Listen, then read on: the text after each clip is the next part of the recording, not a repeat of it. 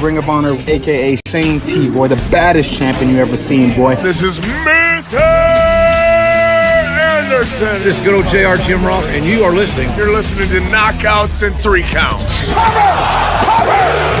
We got a new world champion! That might be one of the craziest knockouts I've ever seen in my life. Knockouts and 3 Counts is the podcast, baby! It's the real deal, baby! Knockouts and 3 Counts starts now. Ooh, what up, no? It is another Tuesday. This is the first episode of Knockouts and 3 Counts of 2025, and I have survived somehow. But with that said, Raw has made a new venture to Netflix, man, and man, do we got a lot of shit to talk about. There's blunts being blown in the Intuit Center. We got Hulk Hogan getting booed out of the Intuit Center. We got Seth Rollins and CM Punk tearing the roof off for the Intuit Center. The Rock has come back to WWE. So many things to talk about. So many things that we need to get to. Shout out to Opus Clip. You know, I know a lot of you guys watch the clips of these shows. You know, people don't got time to watch the full hour show all the time. So make sure you check out that link in the description. Get you Opus Clip. Use our code. And I promise you, it'll make your editing life a little bit easier, as I know a lot of the other podcasts check us out as well. But without any further ado, this is the first episode of 2025, and we are joined by one of the two homies from Potters of Destiny, our guy, Aunt Paige. How you doing, my man? Happy New Year. Man, what's going on? Happy New Year to you, man. I'm good, man. Yeah, you know, just chilling, long day at work, man. But we here. How y'all guys? We're on Netflix, man. What's good with it? Quick thoughts on it before we dive in. That's history. You know, that's history right there. Like, you're live streaming on possibly the biggest streaming network in the world. You know, that's major, and that's every fucking Monday. Yeah. Like, you can't beat that. That's something. That's some historic shit right there. I love it.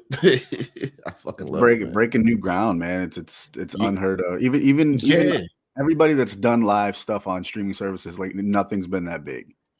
It was talked about on everything from X to Instagram to Facebook. It was literally the talk of Monday night last night. Like, it was so many like different celebrities talking about it too. I seen Noah Lyles talking about it. Somebody else, it was some other people too that said, like, Kay Adams was talking about this shit. She was actually there. Mm-hmm. You know, she like, I've never watched wrestling before, but this is awesome. You know, this is it's big. That was big, man. Like, there's no ifs, ands, buts about it. That was an incredible time. And that's what they said. They already got the show measure wise. You're already looking at the show of the year. So you just got to beat that every week. And how are you going to do that? You know what I mean? That's going to be tough. That was once we dive more deep into that, man, there's a lot I want to discuss with that, man. To me, it was surreal. It was pretty surreal. Yeah. Everything too. The production, my favorite thing was that drone camera that they had flying through there for a couple of entrances. Oh man. And I've seen it too. It's very fucking small. Hey, yo, what's the deal? It was very fucking small, man. And whoever's flying it, man, they know what the fuck they were doing. Dude, I was thinking the same thing. Like, you know how messed up it would be? Just one little mishap, or like a battery dies or some shit, and your drone just dives into all those people. That would suck. Yeah, you might have one. You might have one clown. You might have one clown too that's in the audience trying to knock it down. Too. Yeah. You know what I mean? Ruin everything for everybody, but. Production standpoint, that was incredible, man. Yeah, you couldn't top that. You couldn't top that. I couldn't imagine Kevin Dunn with that type of technology. No, no. I bet there's a bunch of new faces back there saying, like, hey, here's how you do this. Yeah. Press this button, press this combo. You're like a PlayStation controller back there. You know what I mean? Because I can tell you right now, if he had the drone, there'd be like 4 or 5 different cuts just flying around the crowd and everything. Yep. Nah, that's all new school shit right there, man. I loved it though. Loved it all. I fucking love it, man. What was the time? What the time ended up being on that show anyway? It was like just over 3 hours, 3.5 almost, something like that. Yeah, it was 3 hours and 3 minutes. Okay. I was wondering what they were gonna do because I've seen rumors of going 3 hours back to 2 hours. Well, Triple H commented about that, like going into it. He said that sometimes it could be longer, sometimes it could be less people. It kind of just depends on, you know, the week and what they have going on in the show and that kind of thing. So, like I said, I don't Yeah, I think it's going to be a week by week thing. I don't know that it's going to be like a set time limit anymore. Yeah, and that's just a restriction that they don't have anymore, right? I mean, they're going to be able to do, and that's a cool thing. And whatever that's another thing we can talk about. Like that's like one of the new things that you have. I mean, that's never been a situation that we were in where it's on a streaming platform to where it's not like a hard out. Like, you know, that's been something that a lot of people have talked about since NXT went to CW. That some people say that the endings have gotten cut off because of wherever your local provider that picks it up is. Because, like, I know for me, I watch it on YouTube TV and you can choose, like for us, it ends up being channel 50, but I know other places you can choose between like three different, you know, channel options to choose. Right. So, like, if that one's thing gets cut at a hard out at 10 o'clock, you might miss something that somebody else might see. So now that they're on Netflix, I mean, that might be something that just another door they open, man, and right. That means more room for more creative as far as the way I look at it. I think it's gonna be sweet. More creative, aka 1 hour bloodline segments. I can't wait. Yeah, I'm cool with it. Yeah, you know they're gonna get Roman about an hour, man. Yeah, so. I'm cool with it. I mean, we're watching movies at this point. Shit. Technically, last night was an hour of bloodline segment because it went for The Rock, cut like a 20-minute promo into the bloodline rules match. You know, so yeah, that technically was the first. That surprised the fuck out of me that was first. You know, I ain't gonna hold you. I kind of thought that the Rock stuff might be left for the end. I thought we might get what we saw as the main event first. But I thought you could toss it either way, to be honest. I mean, yeah, I think what they wanted to do was just they wanted to go ahead and catch everybody's attention. Like you bring The Rock out first, and then you bring out Roman Reigns and Solo Sikoa, and then you just have that overbooked spectacle because that's exactly what it was. I loved it. I don't care. I don't just seeing Kevin Owens come out of nowhere attack Roman randomly as hell. I love that shit, man. I'm like, oh yeah, we got some shit here. And then just the theatrics of it all, The Rock coming out giving Roman the Ulafala and all that, man. It was just like, all right. Hey, we're still watching motion pictures over here, man. That's exactly what that is. Still, hey, man, I'm loving it still too. Just get a Bloodline miniseries at this point on Netflix. Right. Why not? Hey, there we go. We got a spinoff every Monday night after Raw. Why not? You're gonna have like a Family Matters Bloodline type shit going on, and like episodic TV, just the Bloodline every week. I'm with it. Yeah. Well, I mean, go ahead, bro. All right. Well, dude, I mean, that's as good a place as any to start. I mean, what are your thoughts on how we started with The Rock coming out? Like, what did you think of them starting with The Rock? What did you think with The Rock, calling out Cody Rhodes pretty much in the front row like that? What did you think about them having Cody in the front row like that and then it going right into that? Cody's still going to be intertwined and all this shit. Like, and honestly and truthfully, I don't trust The Rock right now. I don't trust him. Like, he is something. He got something up his sleeve right now. You over there in the back, over there pouring Cody cups of Terramana and all this other shit, man. And yeah, I don't trust Dwayne right now. And and I know he's probably still kind of mad about Vin Diesel saying hey to him at the Golden Globes and everything because that was some tension. That was some tension right there. Yeah, that was you see that after shit? I seen that. Yeah. Oh man, basically Vin Diesel was talking to his eye. Hey Dwayne, that's exactly what that was. So I don't know, man. I don't trust Dwayne right now, man. I don't trust Dwayne. Something's about to happen, and we're gonna find out pretty soon. He's gonna be at WrestleMania. I'm sure of that. You think so? So you don't? I know you keep hearing people saying that maybe we might not see him until we may not see him until he's SummerSlam or things like that. But and then what up, though? But with that being said, bro, like that in and of itself is crazy because then like they announced like right before Raw that he bought like I forgot how many thousand shares of it, and now he owns more shares in the company than like the entire roster. Anybody. But I can't imagine him not being involved in some capacity at WrestleMania Vegas. I mean, he's gonna be there. He's gonna but what would you think that capacity is going to be? I mean, every year is the biggest WrestleMania of all time. I'm gonna tell you right now. You know what? Yeah. Because I thought it was. I can't imagine him throwing out that bloodline thing though. I thought. I don't think they're going to throw it out though. Yeah, no. I think that's still going. That's still going. I was thinking it was going to be Punk, but the way Punk beat Seth yesterday, I think we're going to get a series between them two. I think we're going to get the rubber match at WrestleMania, and it's going to be something. It's going to be something spectacle about that. Yeah. As far as Roman, go ahead. I was going to say though, but with the Seth and Punk thing, do you think? I mean, it sounded like CM Punk thinks he's done. Now, do you think that this could be the end of like the eccentric Seth Rollins character, and then he comes back more like cold and calculate? Because he's got to be the heel out of that, right? Oh yeah, he's going to be the heel, and this is my guess. This is me fantasy booking like a motherfucker. We're getting Shield 2.0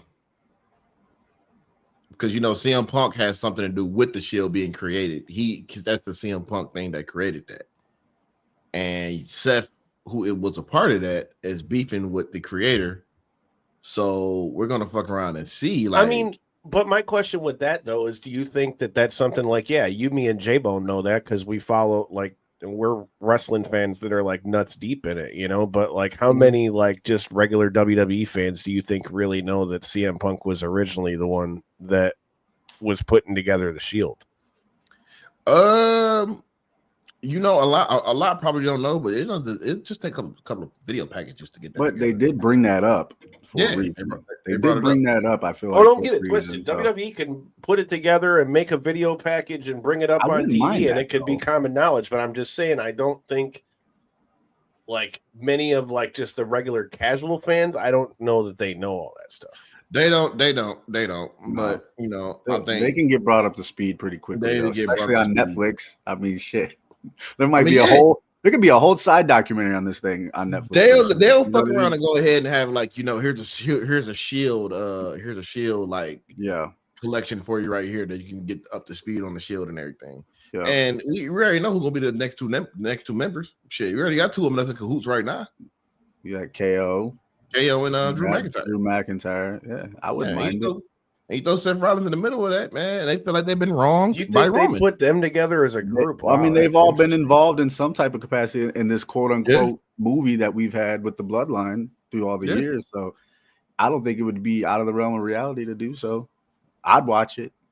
Oh man, it would be crazy. Like because I haven't seen Drew in a stable since the Dirty wherever that War 3MB. No, yeah, 3. No, it was a faction with him, Braun Strowman, and Dolph. I remember they had their faction together when they were actually fighting the Shield. Yeah. I remember what it was though.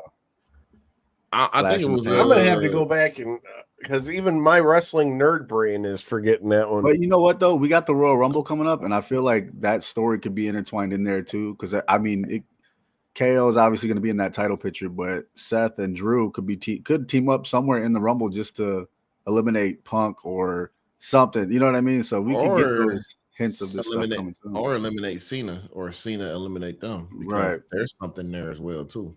And that's something that we're going to have to talk about too.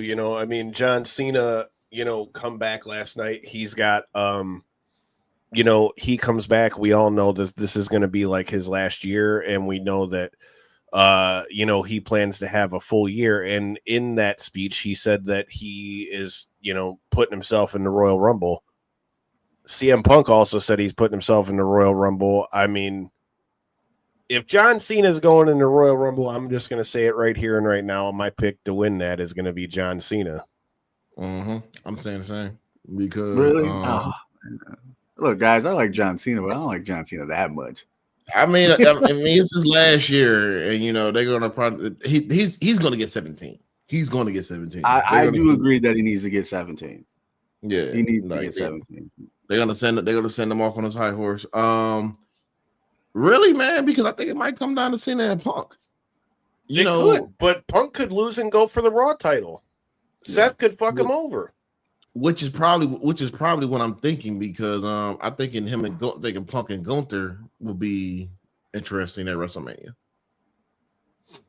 That match was fire. That match was absolutely fire. I really liked a lot of the vignettes that they did. I liked the fact that they had like the little vignettes in between the matches that kind of like brought you up to speed if you were like somebody who was new to it, with it being on Netflix. Like I said, man, I'm really, there's so many things that I liked. A lot of the little details that I liked. I thought that match was very good. I liked the fact that CM Punk shouted out Chris Bay after that was over. That was lovely. That was dope. Like Did you said, guys man, catch the finish, right? You obviously seen the finish. You see that was the same finish as that 2022 match with Moxley. I caught that. I was like, I seen it, and I seen somebody put it on social media today. Exact same finish. But I was like, hey, he just got to do it to Roman next. That's it. Now he's got to do it to one more guy. Did you see the way that he said that I've been giving people go to sleeps all these years, and now that I got one, I don't know what I keep giving people go to sleeps. Oh, Seth really gave him one. Yeah, Seth really gave him one. He put 100% of his effort into that go to sleep. I was like, God, he meant that one. Honestly, I was surprised it got through as clean as it did at that match, because those two guys hate each other in real life. I thought somebody was going to get a good clean hit. I was waiting for it. Like, oops, bam. You know what I mean? No, I'm gonna tell you who'll get a good clean hit on him if it ever happens. Well, it probably will happen. Is Kevin Owens, because they do not like each other at all. Yeah, like Kevin is gonna try to swing on that man. Kevin's a bad dude. Kevin doesn't like Punk or Seth? Oh no, Kevin doesn't like Punk. Okay. He don't like Punk at all. Like, it's documented, and he's like good friends with the Bucks too. So there you go. Right. Yeah, that's a bad dude. You don't want to be on the receiving end of that. Well, I mean, you could just ask Cody Rhodes about that. We'll get into that too. Let's talk about here. I'll answer this question in the chat. Have any of you guys meet your favorite wrestler, and was he mean as fuck? Actually, I did meet my favorite wrestler, and he wasn't. Quite frankly, he said it was a family reunion. Actually, so hell yeah, shout out to Stone Cold. But no, my favorite wrestler wasn't an asshole. I haven't met my favorite wrestler yet, which is Kurt Angle. So yeah, I don't. Well, you can come out to IWR. Shout out to IWR. He's going to be here in May. Oh, I'll be there for that. I will definitely be there for that. But I've met plenty of wrestlers, and they were all cool. They were all really cool, man. I tell you what, the only time they weren't mean, but I just feel like they just didn't want shit to do with me. Demolition at Astronomicon that year. I mean, they had an empty table, bro, and I just went up to shoot the shit, and they was like, "Where's your money?" Pretty much, dude, or get the fuck out of here. I was like, all right, man. All right, good meeting you guys. Appreciate it. I just wanted to go up and shake a hand real quick, but yeah, that's about as close as we get to that. Yeah. No, all the wrestlers I met, they were cool.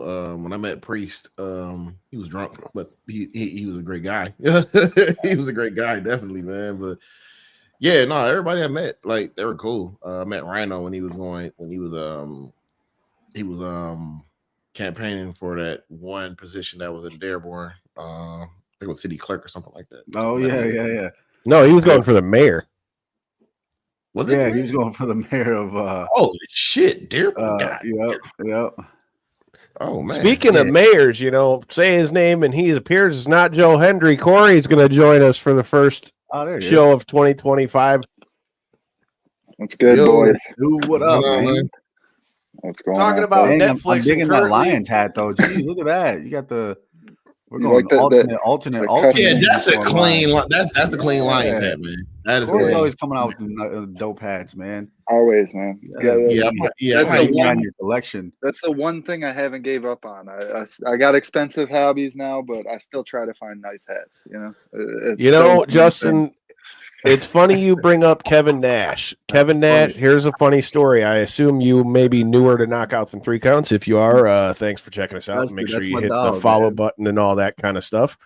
But with that being said, Kevin Nash actually is the one who talked me into trying some herbally things to help my Crohn's disease at Astronomicon. He's going to be at Astronomicon this year, and I'm putting it out in the ether. God damn it, I'm going to talk with Kevin Nash. We're going to be at Astronomicon. We're going to talk with Kevin Nash when he's here in April, and stay tuned. All the more reason you got to hit that subscribe button so that you don't miss it, because I first met Kevin Nash there at Astronomicon. We've run into each other a couple times. I met him there with the late, great Scott Hall, Razor Ramon, rest in peace, and all those good things. And he was showing me pictures of his knees that had just gotten replaced. Dude couldn't have been a cooler dude. Always been a Kevin Nash guy. Still lives in Michigan. He was at the Lions' big win the other day. Against Minnesota. So like he's still in the city, bro. I've seen him at Tigers games and stuff like that. I mean, he may not live here all the time, but he's around for the big things. So we'll definitely have to was at GCW like a year or two ago. Was that yeah. He's definitely bigger in person. I'll tell you that. Oh, dude, he's fucking huge. Yeah, big bastard. He's fucking huge. The guy looks like the Hulk. Yeah. He looks like the Hulk, but now he's just got the Silver Fox version. Yeah. That was one of the GCW shows. I think I was there with you. I think we were all there, I believe, because I remember he had a booth set up right at the door. Yeah. And I remember his leg was like the size of me. Just his leg. You got hit with the box of toothpicks to the face, man. Damn. What the hell do you do to him? You asked for toothpicks, bro. Be careful what you ask for, man. Damn. Hey, man, that's the question right now. What did you do to him? He said he asked for a toothpick, and Scott threw the box at him. Said, "Get you a toothpick, go. Get you go buy your own. Only like 59 cents for a box. Go get your own." Man. Oh man! What up, though? Everybody that's checking us out says we got about 308 people in here checking us out between Twitter, Facebook, YouTube, all those. Make sure you hit the button, subscribe, all that. Make sure you subscribe to both us, bodyslam.net, and Knockouts and Three Counts, man. And if you're checking us out on Millions, man, go buy you a shirt. Ring the damn bell. Yeah, but back to Raw on Netflix. I wanted to talk about some of the other subtleties that I saw in the differences. Obviously, we had the new mat. It reminded me a lot of like a boxing ring. It did. It really reminded me of a boxing ring, the way that they had that all set up. The fact that Fortnite is in the middle of my fucking wrestling mat.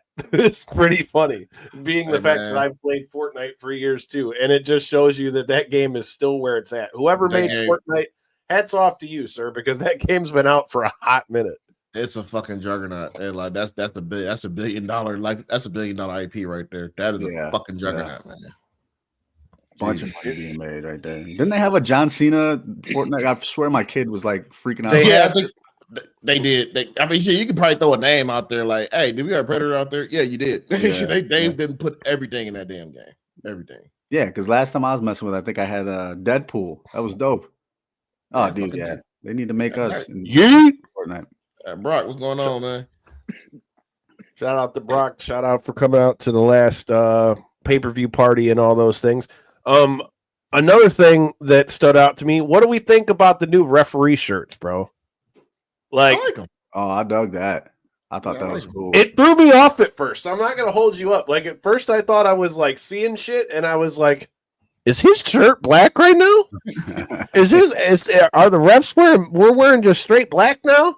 And then I realized it wasn't black. It was like a gunmetal color. You know? Yes, I was just trying to think of that, like a gunmetal gray with like a black, not even like a stripe. It's like a black. You know, like there was like the one black stripe on the side, and then it just says like WWE in the corner now.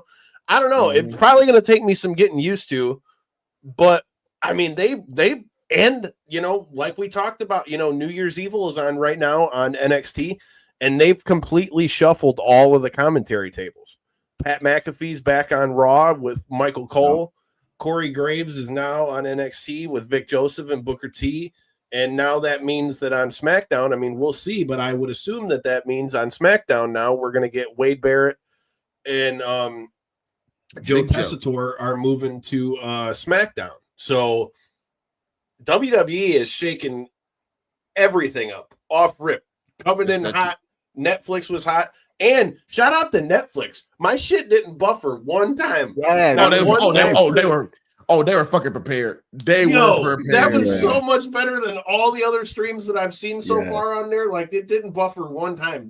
Actually, you know, I didn't even think about that. That didn't even cross my mind. Yeah, no, I didn't have any issues. Not one time. And they everybody was complaining because they said that it meant that there was going to be commercials. Bro, there wasn't even, mine didn't even really have commercials. Mine didn't either. I got the there was like a couple times, like the only thing I didn't like is it had a lot of like, I don't know, like if you guys who watch this, if you watch Netflix, you'll know what I mean. But like sometimes when you watch Netflix shows, there's like the screen goes black and it'll have like a quick 2-second cut, like a 2-second cutaway, and then it goes back to the thing. It did that a bunch of times. But one thing that I liked was I liked that when they do the cutaways in those kind of things, I liked that there wasn't like the big breaks, and it leads a little intrigue to me too, because again, we talked about this a little bit before we went on the air.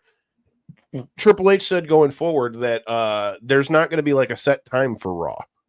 So like 1 week it could be like 2 hours, 1 week it could be 2.5 hours. Or like in this situation, it was 3 hours, which is what it had been.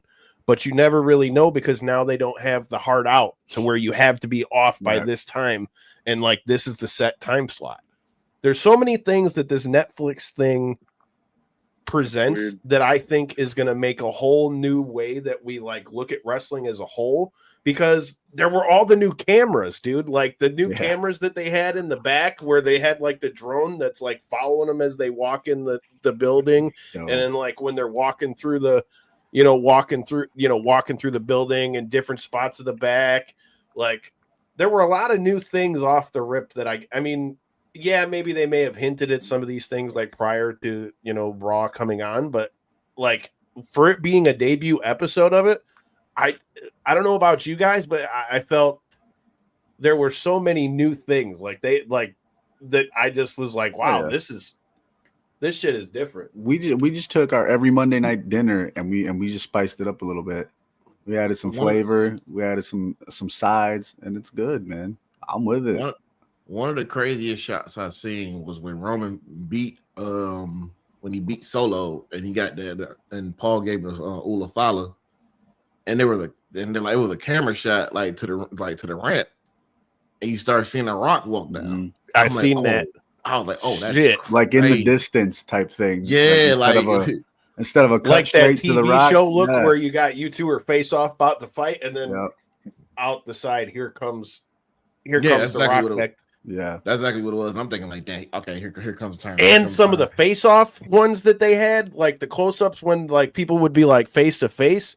There was some really badass like camera views, I thought. Like in the matches, like the stuff behind the scenes. I thought that drone camera that was like going all around the Intuit Dome, because like those that don't know, like the Intuit Dome is like supposed to be like one of the newer like interactive arenas. So it's a beautiful arena. Yeah, like they got the big old like screen thing that's like all around the top where the ring was and stuff. And then like there must be like lights around like all the seats. So like if you look at it from out in the ring, like they're like it's just like you see color all out in there. Like okay, so that was the seats that was like that. I wasn't sure. I think so. That was the seats. Some events they give away those wristbands that kind of light up with. No, those were the seats. Okay. See, Ryan said the same thing. That drone footage was lit. Ryan, you got to be at the next party, man. Well, shit, you're going to be at you probably are going to the Royal Rumble. I usually would be at the Royal Rumble. Nobody's going to the Royal Rumble next year. That's the next thing we need to talk about. Oh yeah. What are our thoughts? What do you mean? You're not making the trip, Kyle? Come on. Call me crazy, but something tells me that getting into Saudi, the post office, I don't know if I'll keep my black ass here. I'm good. I don't need to go over there. I don't need to go over I there. don't think your odds are that great of making it over there, Kyle. you but- know, I want to know what you guys think about Saudi, them going over to Saudi and bringing one of the major pay-per-views over there. Corey, I'll go to you first on this one because this was those of you that follow us on Facebook, there was a lot of chatter about shout out to Art Mozaleski. I think that's how you say your last name. What up, though, my man? He's the one that brought it up. He said, you know, in my opinion, I think that he said that he believes that the big three, so big three being WrestleMania, WrestleMania, Royal Rumble, and SummerSlam should all be in the States. Now, WWE has already said this at the end of last year that going into 2025, there's going to be a lot of pay-per-views that are going to be in other countries. We've talked about this on previous shows. My personal opinion, I've enjoyed the shit out of a lot of the shows that have been out of the country because I feel like those crowds that don't get it that often just light that bitch up. But you know, there's just always kind of been this cloud on the Saudi shows for a number of different reasons. But the reason I go to you first, Corey, is because, you know, we know for those that follow our show for the combat sports side of things, you know, MMA and boxing alike have really, I mean, look, Turkey Al-Sheikh has got deep ass pockets. Okay, there's a reason why PFL went over there for that to be Francis Ngannou's first fight, because I can't confirm it, but I'd bet money that the PFL didn't have to pay him that $5 million that they were going to have to pay him for that purse, and the $2 million that they were going to have to pay Renan Ferreira, because again, that's out of Turkey Al-Sheikh's pocket, and compared to what the boxers are getting paid, I mean, again, look at what just happened with Tyson Fury versus Usyk. They did that in Saudi as well. There's a reason why they did that, because they both got paid out the ass. And I don't think it's a lot of money being thrown over there, man. so. What are your thoughts It's on so them weird. bringing the major ones there? Do you think that the big three should stay here, or do you think that that's something that they may revisit after they try this? In my opinion, yes, I do think, being that you're an American company that's, you know, servicing abroad, I think you should keep your main, you know, product here. I mean, call me a homer because I've always been. But that being said, it's so amazing to me to see where we've gone with this whole like money and, you know, I forget what the initial term of it was, but the everybody kept calling it like I wish I could think of the actual word that everybody was using, but their way of buying themselves into relevancy in sports is just amazing to me. To see now that they're now hosting a major pay-per-view, they've, like your point, they've basically Second biggest hosted pay-per-view of the year. every- The only one that's bigger is WrestleMania. They've basically hosted every big boxing match since this has became a thing. I mean, every single one for the most part's been over there. I think the only one that wasn't was Gervonta Crawford. Davis. Oh yeah, Davis. That's who it was. But everybody else has fought, like their major bout against a major opponent has all been over there.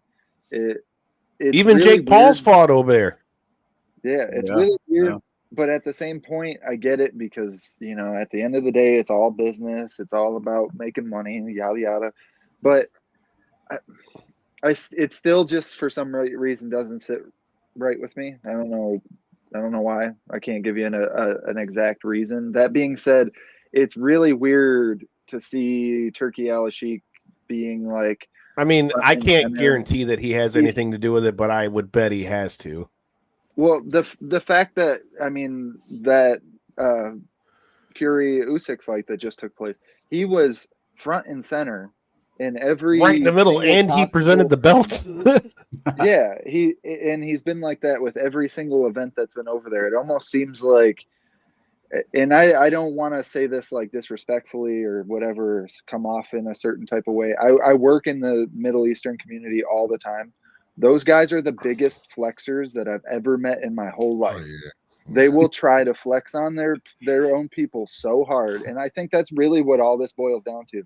I think Turkey Al-Sheikh genuinely enjoys what he likes. He likes, MMA. He likes boxing the most, and he's taken a liking to WWE as well. And he's bringing these events over there, and I think it's just the ultimate flex for him to just be front and center of the camera for everything that's taken place. I could see that. I mean, Ant and J-Bone, for you, I mean, I've got some thoughts that I'll give after y'all give your thoughts. But, I mean, do you feel like the big three being, again, Royal Rumble, WrestleMania, SummerSlam, do you think that any of that does any damage? Because my other thought when I heard that is like, and to the WWE's credit, it's a slippery slope, right? Because obviously when they first started going over there, you couldn't have any women wrestle. And then when they were able to get the women to wrestle, they had to wrestle in like full blown, like a whole bodysuit. Like you could not show any skin at all, which even at that, I understand you're in another country, respect somebody else's culture. Like even that, okay. But part of me wonders,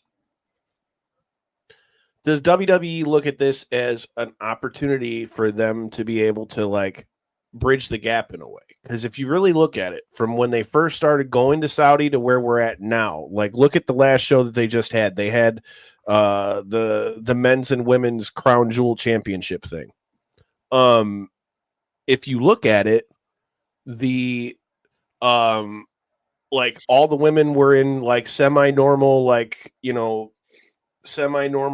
outfits and everything. You had like women in major matches. Like think about it, 3 years ago there's no way that Nia versus Liv match happens in Saudi Arabia. I don't give a fuck if you put a title on it or whatever. I don't see that match happening over there. So in a lot of ways, I do think that they like have made inroads over there, and I think that them going over there has helped, or I guess maybe in a way, or maybe like impacted the culture to a degree. But at the same time, there's also the other side of that, where when they first started going over there, let's not forget, there was the whole thing where they had gotten stuck over there, where they went over there and then they couldn't leave. So I don't know, man. It's always going to be a slippery slope when we're talking about those things. But J-Bone, Ant, what are your thoughts on Rumble and Saudi? And I'll let you go first. All right. As long as it's not WrestleMania. That's how I look at it. I don't think that can. I hope that doesn't happen. That's not going to happen, because WrestleMania brings people from all across the globe, and you can't have that in Saudi, because people. It's too many different rules and regulations over there, and you try to have that shit over there, and then you can't make it home because you done did something you weren't supposed to do, that you didn't know you were supposed to, that you couldn't do. So I knew it was gonna happen eventually, because they kept asking for WrestleMania, and I know Triple H, he was like, I'm not gonna give you that, so we'll give you this instead. So like, just go ahead and take the Royal Rumble. And you know what I'm saying, we can just leave. I think that's what those crown jewel shows are for. Because realistically, every one of those is like a WrestleMania caliber type show, with the amount of people that they have, the amount of pageantry that goes into it. Now you're giving them like their version of the Dynamite ring, like we see in AEW, and then these big fancy ass, like super. I'm not gonna lie, those titles were dope. Those belts were fucking sick. But those aren't ever going to be on WWE shop. No. So you just giving them something, really. And like, they kept asking for WrestleMania, and they kept asking WrestleMania. It's like, they like, nah, that's not going to happen here. So we'll give you the Royal Rumble. Just give them the Royal Rumble, man. Because I don't know how long that Saudi contract is still for. That I don't know. Yeah, I don't know. I might look at something. I might do some research on that. But I think once that is done, we're probably gonna be done with the Saudi shows for sure, because that was a Vince thing. The Saudi shows was definitely a Vince thing. He wanted, yeah. Like, he seen the money. He like, all right, cool. We'll take I was about to say though, money is money, dog, and they're on the top They're- of the world they're right paying. now as far as They're paying. popularity. So if it makes Yeah. dollars, it makes sense. Yeah, I feel like in yeah. the WWE's thought process. Now, I will say this: if Vince was still around, it'd have been a WrestleMania over there. It'd have been 2 nights of WrestleMania over there. Oh God, That We got would a have Could you 5-night imagine? WrestleMania, 5 nights in Saudi. that would have happened. So, Oh my God. that definitely would have happened because they. Well, look, 2 nights is a lot. 5 nights, no way. No, look, I just One think, thing- man, the whole Royal Rumble, because Royal Rumble is the start of WrestleMania season. That's why I look at it as like this is the start of the big finish of the year for WWE. So I personally don't like it being over there just because, like Ant said, this brings everybody together from across the globe. People start at the Royal Rumble, it all ends at WrestleMania. It's almost like a big swing of events that people go to and meet at. Kyle, you know as well as anybody, you meet all the homies out there. Royal Rumble. I was there this year. Everything from Royal Rumble season Or all the way to last year. WrestleMania to the night after WrestleMania. It's all a big swing of events, man, and it all ties in together. So I just don't. If you're gonna give them a big one, I wish it wasn't the Royal Rumble or WrestleMania. I'd settle for SummerSlam, but I just don't. I don't even think SummerSlam is going to work anymore either because they just said that, if I'm not mistaken, isn't SummerSlam tied into one of those things that Indianapolis got? I thought I read that too. Yeah, like obviously SummerSlam is going to be there this year, but I want to say I remember Pat McAfee talking about it on his show that like there was some kind of deal that they. SummerSlam is going to be at MetLife.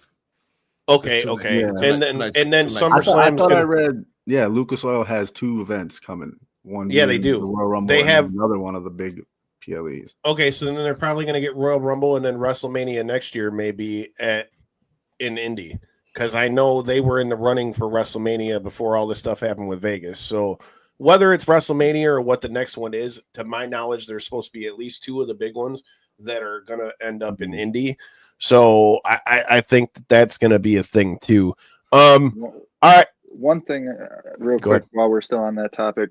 One thing, too, that I've noticed with a lot of these Saudi cards and just, foreign cards in general, and especially once you start putting your bigger pay-per-view events and stuff like that in those slots, what are we dealing with timing? A lot of times that messes with your start and finish time so bad where, it does, because a lot of them are in the daytime. Yeah. Yeah, that's what I'm saying. I'm not the biggest. We've had noon, 1 o'clock PLEs for the Saudi shows. Some have been like that's what I'm saying.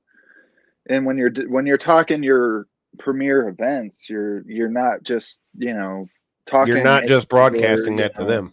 Yeah, wasn't there one that was at like 5 in the morning? Where was that one? Yes, that one was in Australia. Okay, yeah.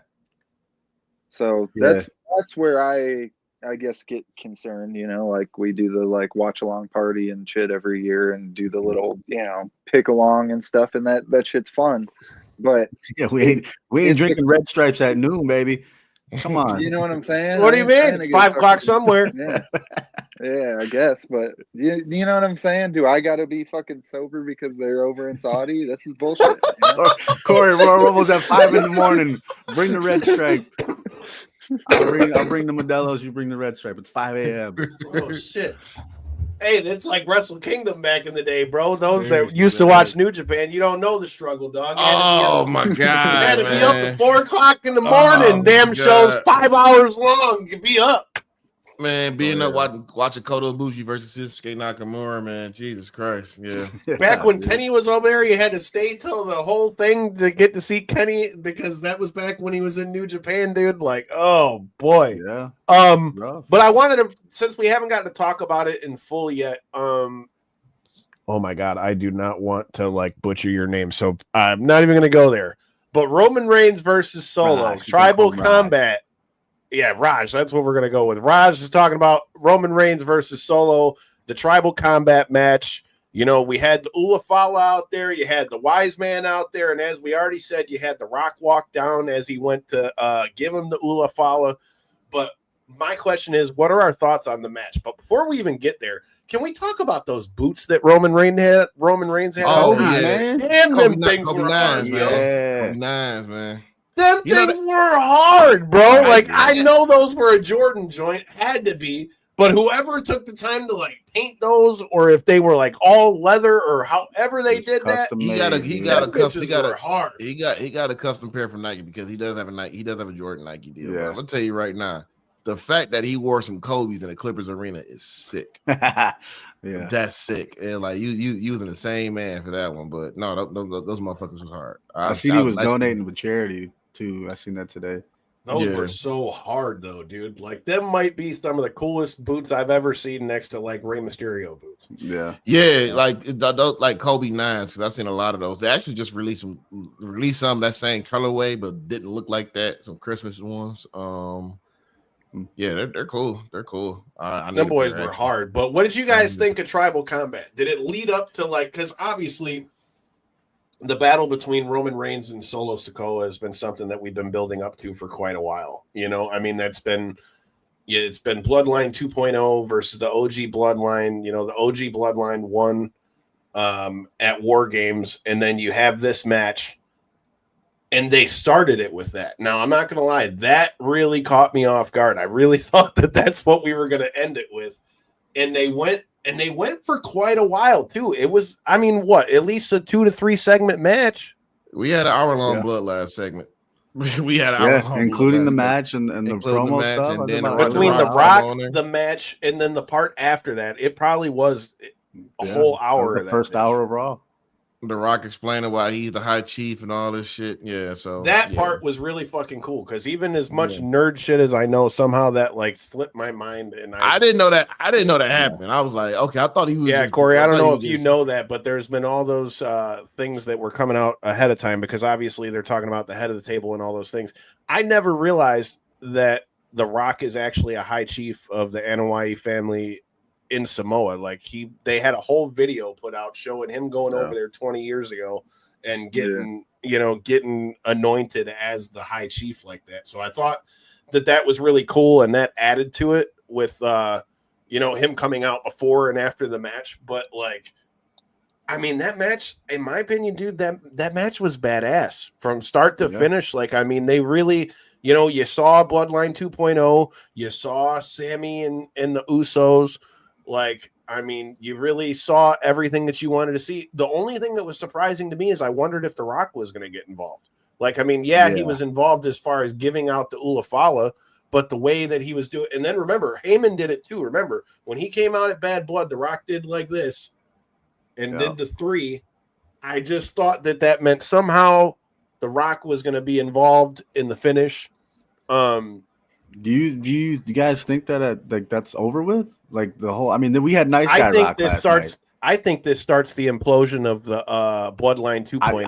I don't think it can finish until we get Roman versus The Rock. Oh no, that has to happen still. Yeah. I don't trust Dwayne right now. I don't either. We've seen how bad he was last year. The final boss was a bad dude. Something ain't right about that, man. That's Steiner math, boy. I mean, this is high chief right now, man. But no, something ain't right about that. That Terramana's got him feeling nice and good, but man, like he's gonna turn or something. Something's got to happen. He was slinging that bottle last night, wasn't he? Yeah, he was. We still need a twist, man. Hey, he drinking that shit, then he drive out too. Like, come on, Dwayne. He got behind the wheel. He just took 3 shots of it. Here, let me throw this in the back seat. Oh no, I got to take one more shot with Cody. Let me get up out of here in my big ass lifted truck. Come on, Dwayne. Come on, Dwayne. That wasn't even all of what we saw, which we'll get into that in a minute. Yeah, he wasn't thinking clear at that point. You 3 shots in. You wouldn't be thinking 3 shots in, rapid fire back to back. Yeah, I wouldn't be thinking clear either. No. And he didn't have no time to be eating. Let's make that clear first. My man's did not eat no food in between that. Yeah. But he's a little too nice for me last night. I don't trust him. I mean, I don't trust it, man. I don't trust it. Like, I don't know if he's gonna attack Cody. I don't know if he's gonna attack. I don't know who the fuck he's gonna attack. That was what was surprising to me. How congratulatory he was at Cody, because remember, I was there like ringside because we were sitting with Kofi's family at the Raw after WrestleMania when The Rock got face to face with Cody and kind of like whispered that shit in his ear. So I was like, okay, this shit's not done with them. And then so to see him on Raw like that, and that essentially be like the first time he's really been involved with it in a minute, I was surprised that that's kind of the version that we got, but I'm with you. Two things still have to happen. The Rock versus Roman has to happen. And I'm with both of you guys in saying that I just don't think that The Rock is not going to try to like get his lick back on Cody Rhodes. Yeah. I think The Rock versus Cody still got to happen. Yeah, not a tag match. True. I think one-on-one, The Rock versus Cody's got to happen at some point, and I think that might be something that we might see maybe at like SummerSlam or something like that. And I also look selfishly, I still want to see John Cena and The Rock one more time. Hell yeah, That's I do. Selfish you got them both in the WWE at the same time, and they're both getting up there in age, and this is supposed to be Cena's last run. The Rock is arguably one of John Cena's greatest rivals, period. Yeah. Well, they need a rubber match. They need a rubber match. Damn right. It's 1-on-1. So damn right. If we only got 1 year left to do it, give me The Rock. I mean, don't get me wrong. I want to see The Rock versus Roman. Like, that has to happen.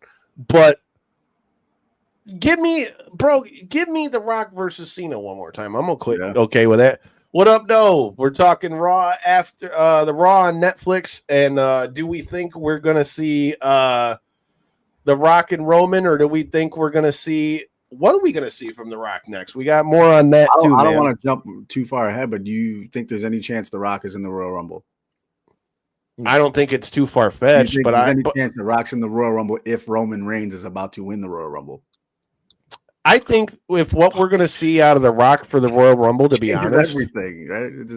I don't think The Rock's going to be in the Rumble, but I do think we could see a thing with The Rock to where, like what we saw with the Ulafala, where like once they went to go give it out, how The Rock kind of like walked down the way.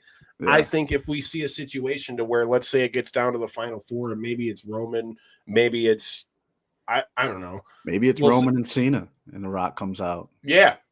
It could be too. Maybe that's the. We're just getting ahead. We're fantasy booking. I just don't trust Dwayne, man. Dwayne is on something right now, and I don't know what fuck it is. I think it's more likely, especially since we got so much time until WrestleMania, and I don't think the next pay-per-view is until March for Elimination Chamber. You got Royal Rumble, but I think we're going to start to see the implosion of Bloodline 2.0, and I think Jacob Fatu is really going to emerge as big time. One of. I've been saying it on this show for the better part of the last 3 or 4 years. I've been saying it since he was in MLW, and he's only proven me right since he's been in WWE.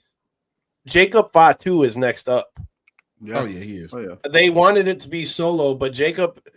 Dude, he had 10,000 motherfuckers screaming, "I love you, Solo!" Like, he had 10,000 fucking people screaming, "I love you, Solo!" Like, dude.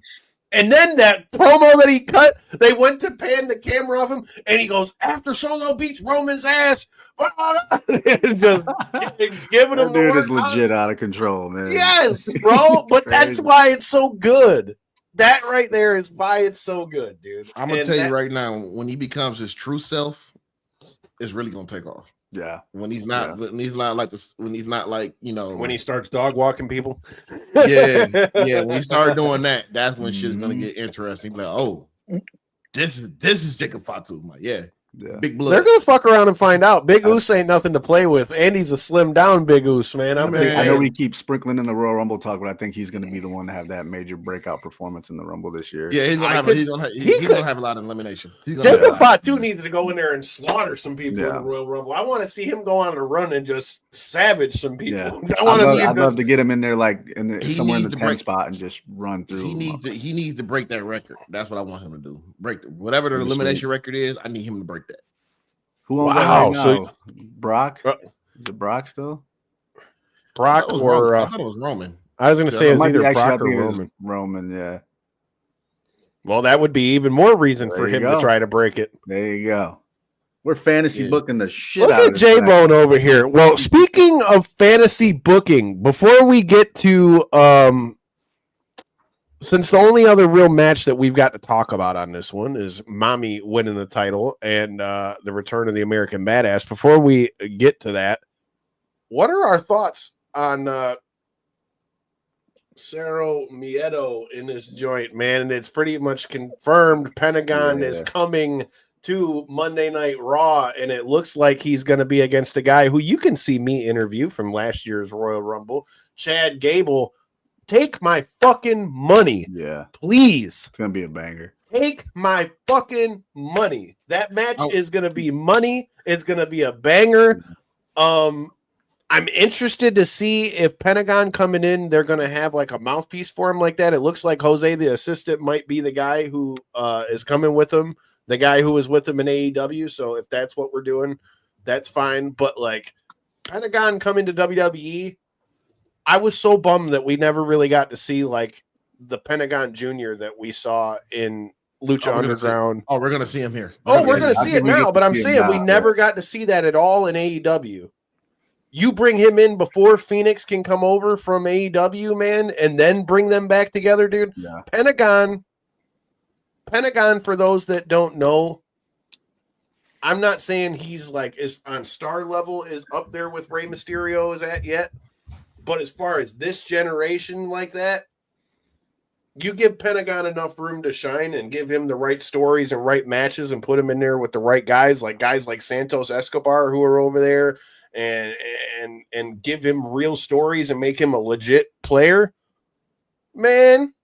Hey, man, that dude's going. Put him in the ring. Put him in the ring with Braun Fuck around Breaker. and find out. People will start getting Braun their arms Breaker. snapped. You're gonna tear the house down with that. Watch what happened to Vampiro. Yeah, give me him and Braun Breaker. Give me him and Sheamus. Give me him and Ludwig or him and Gunther. All of that shit. Because matter of fact, it needs to be him and Gunther. Because Gunther said like the hardest he's been chopped was by Penta.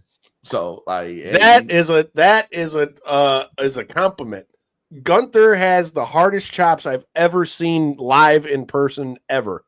I've said how many times on this show, someone's going to lose a nipple from this man's hands. Okay, he's got frying pans for hands. Someone's going to lose a titty one day, and if he's saying that Pentagon has the hardest chop he's ever taken, and that's including our guy PCO, who's a lot bigger than him. Fuck that. Yeah. I don't need to lose a nipple. Yeah. So no, I love it, man. I love they kept him away from the LWO because I thought that that's what they were gonna do when they, the New Day and Ray was talking in the back and everything. But I love that they just setting them up with Chad Gable. Give us a fucking banger right then and there. Yeah. Like he don't need to be with anybody. Just go out there and have good matches, put on a show like he can, like we know he can do. Get violent out there on Netflix. Shoot. That's the thing. I feel like AEW fans never really got to see like the full scope of what Pentagon can really do. Because like we never saw what Pentagon can do on his own. And like you said, that Pentagon Dark character that he had in Lucha Underground, that was a diabolical motherfucker, dude. He like got joy out of snapping people's arms. Yeah. And the way he did, go back and watch that match with Vampiro if you never did. It's like you want to talk about, crazy. Right. You hear me talk all the time. Like I said, you hear us talk about storytelling all the time. I'll say it right here on the show now. Corey, I want you to go back and look and see and find that match. I guarantee you watch that. Which one? The Vampiro and Lucha? Yes. Yeah. Yes. Watch Pentagon versus Vampiro, and I guarantee you, like blood, Corey, you're gonna love this. That match. But the story, like the way they explain why they're doing it, the fact that Vampiro was like his mentor through the whole thing, and then it's like it's kind of like the old school like Kumite thing where it's like do it before he goes to break his arm, and you're just like, oh shit, he snapped his arm. I'm gonna say this about Lucha Underground. Lucha Underground was the epitome of storytelling. Like they really had some really fleshed out stories, and that match lived up to it all. Yeah. Oh yeah. Is that anywhere right now? Lucha Underground? Is that on Netflix or anything? Yes, it was on Netflix. I don't know if it still is. I mean, I'll buy the DVD box set if I have to. I need to get my hands on that. I loved Lucha Underground, bro. We got so many people. Like that's where we first saw Ricochet. Yeah. That's where Thunder Rosa was Cobra Moon. Swerve Strickland used to be Killshot. You had Carrion was the White Rabbit. Yep. There you go. I mean, dude, literally so many huge names in wrestling were on that, and you didn't know it until later on. And like, bro, I'm telling you that I could still go back sit down and watch that right now and enjoy the fuck out of that. Yeah, I My like favorite that, team. actually. My favorite team was Angelico, Evil Lee, And Jack Evans. Yeah, Jack. Yeah. Yeah. Or the Son of Havoc. You know what I'm saying? When they Yeah. had that makeshift Oh, Matt team. Cross. Matt Cross. What up, though? Mhm. Yeah. Like I said, Look at us reminiscing. I'll tell you, gotta love it. Hold on. Let's bring it back down to the low points. All right, we do have a low point, Kyle, and I've been waiting to talk about this shit. We do have a low point from last night's Raw. You ready to talk about this? I guess we have to, brother. But that motherfucking Hulk Hogan showed his fucking dirty face again. I don't want to get too far into it, okay? But J-Bone's already telling us how. I want Corey to chime in on this one too, because we were just talking about him in the group chat. Remember with Kobe and everything. But this guy, dude. I mean, we knew that there was a spade. Like, bro, what are you doing here? That's what I want to say. What the fuck are you doing here? After all this new stuff and how we're moving on. That's why they thought they were going to do it. But my question is, how did WWE think that wasn't going to get received the way it did? Man, like, he got booed. They booed his ass out of that building. And it sounded like they were even drowning out some of the boos. I thought they were born a New Day for a minute after that one. I'm like, God damn. That was worse than the New Day. That made the New Day look like child's play. Yeah. And we'll talk about that in a minute. Shout out to Mega Ran. That was genuine hate. That was genuine hate. Like, and deserved. Fucking deserved, man. Like, it's fuck Hogan over here, man. Fuck Hogan. Mm-hmm. So it was deserved. Like, you know, and it was just the thing that we got out of it all though is Hulk Hogan, I can't imagine Hulk Hogan reading tweets, looking at replies on X, looking at the internet and seeing who hates him. But that was everyone's chance right there to give him the big FU collectively. You know what I mean? Because he don't go to his mansion and say, "Oh man, people just hate me." There's nobody knocking at his door like, "Hey man, we don't like you." Right there was the point where everybody got to stand up together as a community and say, "Fuck you, dude. We don't accept you no more." You know what I mean? It was one thing for it to happen, like, we just saw him walk out with Colby Covington, right? Like, it was one thing for that to happen in an MMA setting, being the fact that, he's a wrestling guy, right?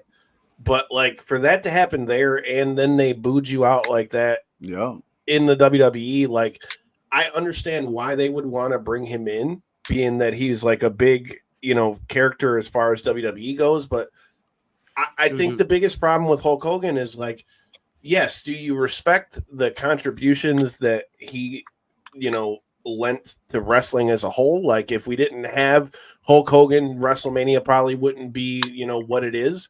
But that said, man, at a certain point, especially in the age that we live in now, where everything is so readily available, whether that be because of social media or, the internet or Twitter or whatever it is, man, like, he has just, it's not like it's one incident. There's been so many. There's been like the racist stuff, and every time, and it, even just as recent as since his new beers come out.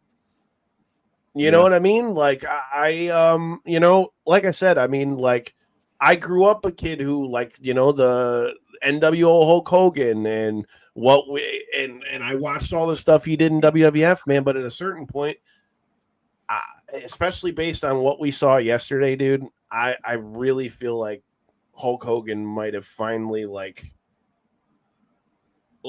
burned out that bridge and burned out his. Like I said, I think that's the only plus that came out of it. You finally get to shut the door on the guy.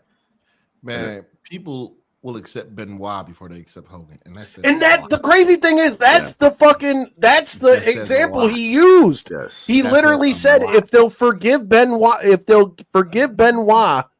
then they'll forgive me. And it's like, no, there's a difference. Like, Benoit is dead now, so like he's not out in the thing, still coming out to the ring. You mean to tell me if Chris Benoit were still alive and had come out to the ring after all that stuff happened, that everybody wouldn't like unanimously be like, "Fuck you"?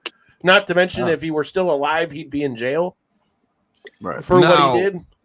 When Hogan mentioned Macho Man, the boos got louder.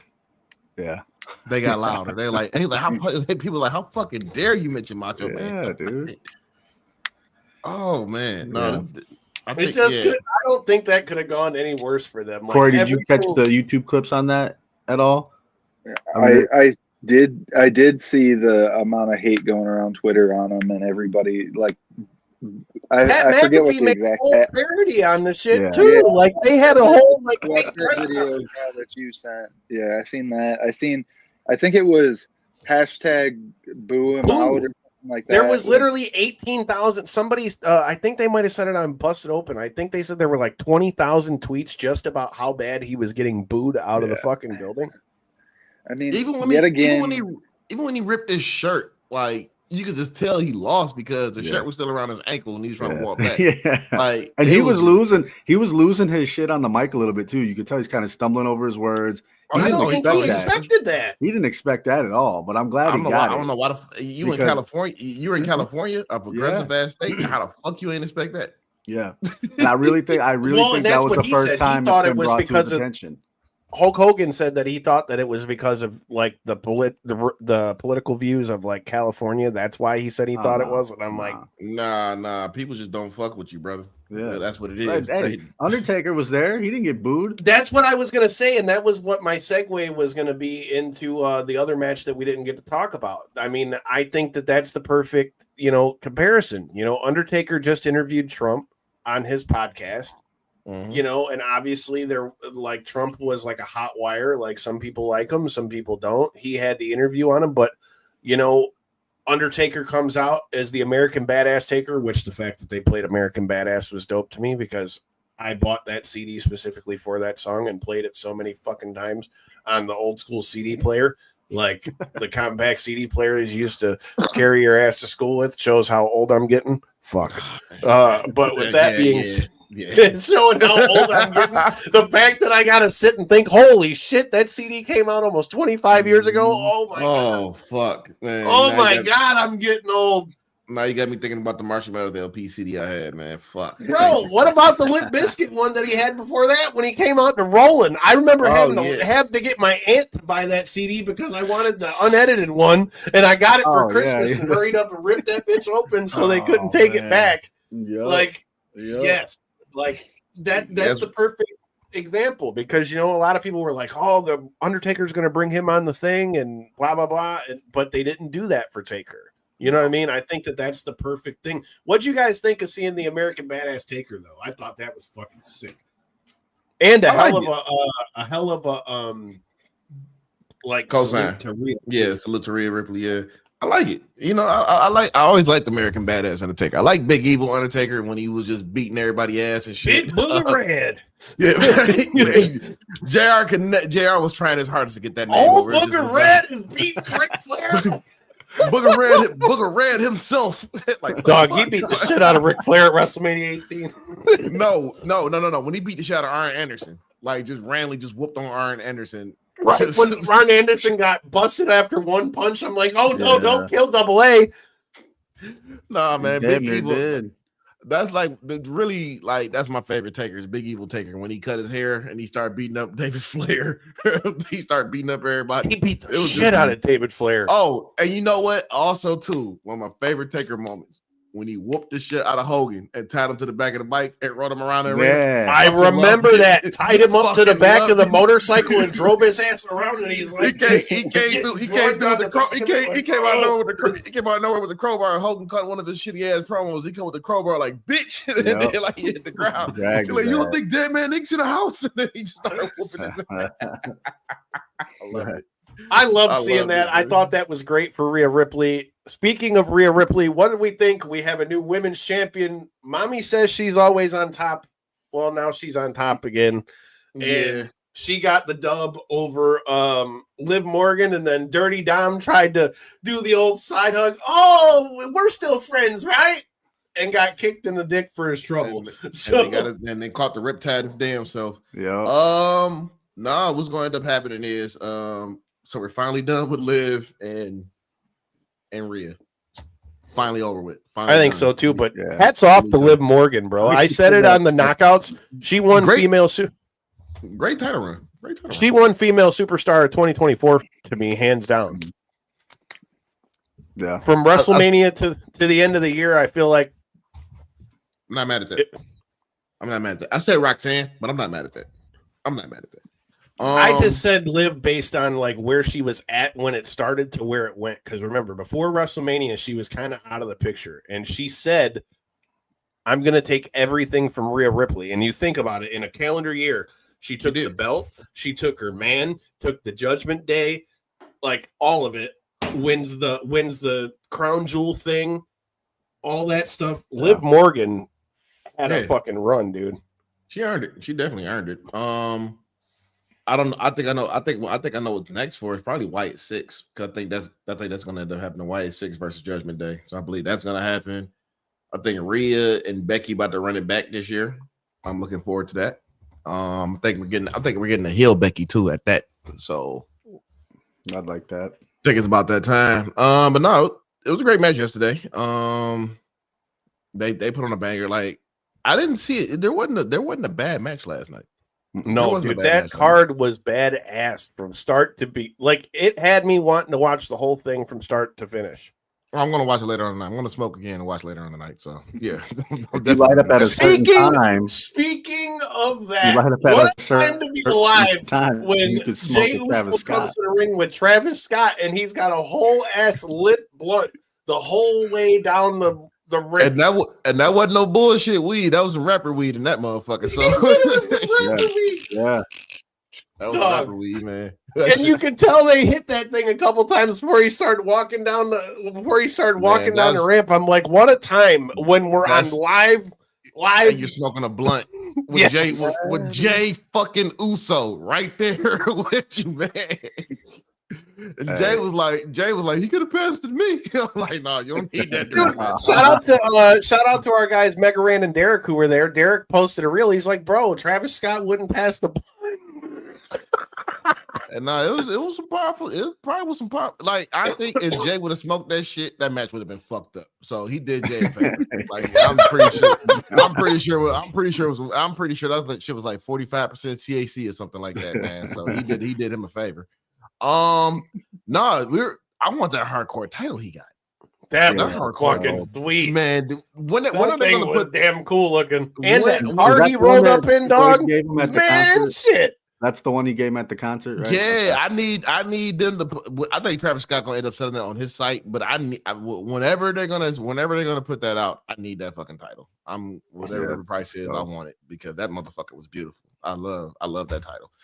But yeah, man, no, that's major. You have one of the biggest rappers, one of the biggest artists in the world, smoking a blunt on fucking Netflix. Like, come on, man. I didn't have that one on the bingo card. Not gonna lie, didn't have that one on the bingo card. Travis Scott, anything is fucking possible, man. So anything good. But I got a question for you guys. Are we gonna see Travis Scott in the ring? I mean, I wouldn't doubt it with what we've seen with Bad Bunny and everybody else, dude. Like, he's crazy enough to do it. At some point, I think we'll get something like that.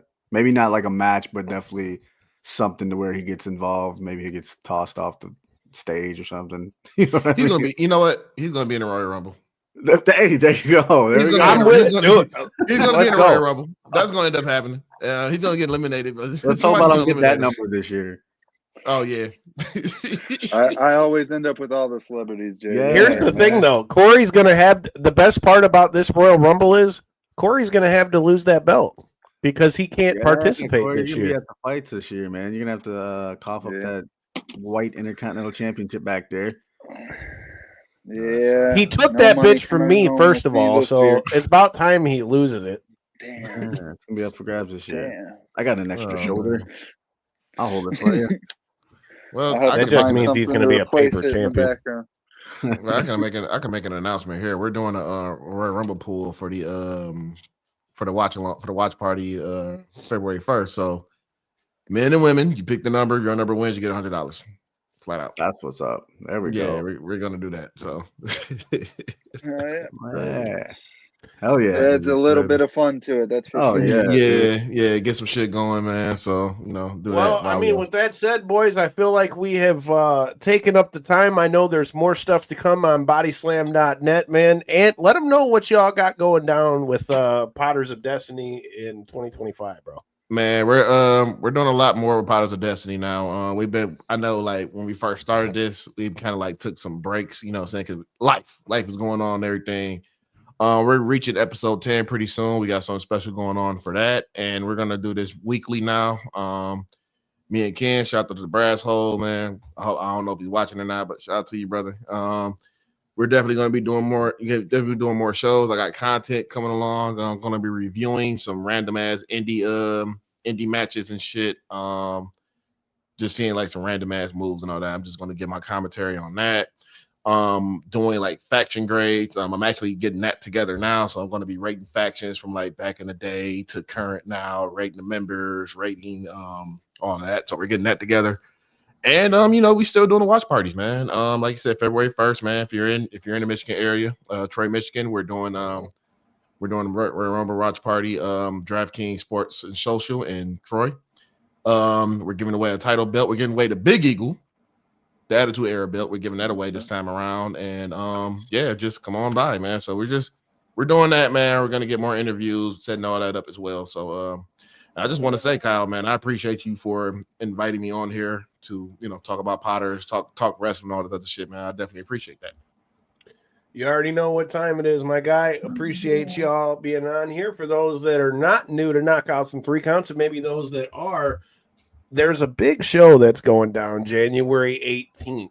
Oh, yeah. It is RPW, Ruthless Pro Wrestling, and they are linking up with our homies at Circle 6 and SVN Wrestling. Our guy, Tommy Vendetta, is going to be fighting this guy, Nicholas Gage. I heard MDK. He's the god of this shit. We're going to see that one go down. But that's not all. We have the return of a guy who hasn't been on the show in a couple years. Masada will be joining us before his match at Ruthless Pro. And then next week, we're going to be joined by the owner of Ruthless Pro, our guy, Chris Kohlenberg, and KG will be joining us as well to do a full breakdown of what we're going to see January 18th. You've also got the Process MM3. Malcolm Monroe III will be on that card as well. You've also got past guests of the show. Bobby Beverly is back on there as well against, I want to say he's fighting Journey Fatu. Don't quote me. But I know Journey Fatu is on that show as well. So much heat coming from the homies over there. Also, if you're following us from the fight side of things, we've also got in February, we're going to be all over the place. The night of the Royal Rumble, you've got the debut of Legends of Combat with the homies Matt Friendo. Corey and I will be on commentary for that. That'll be live on Spectation Sports. You also have the grappling match for House of Glory, which I should be on the commentary for that as well the night before. You've got Two Piece Promotions February 8th, which we will be on the commentary for in Cadillac, Michigan, which will be live on Millions. February 22nd, I will be on commentary for Mitten Muay Thai. You got that fight going down as well. That's around my birthday. I'm gonna be there for that one. That's right. Mason Salahi is stepping back in against a kid out of Chicago on that one. That's going to be a banger as well. You've got Jared Brooks who's coming through. He's getting ready to defend his title for ONE FC as well. So combat sports, pro wrestling, all the graps, all the fighting in the ring. We got you covered here. Make sure you hit that button, hit that subscribe button. Make sure you check out Knockouts and Three Counts. You can check us out here every Tuesday and Thursday. Make sure you check out the homies, Potters of Destiny. Make sure you're checking out bodyslam.net for all of your pro wrestling and combat sports news. And hey, Clarissa Shields is also fighting the weekend of the Royal Rumble. And a little birdie told me that there might be some exclusives in this bitch. So hit the subscribe button. And until next time and in the in-between time, don't catch COVID. Peace.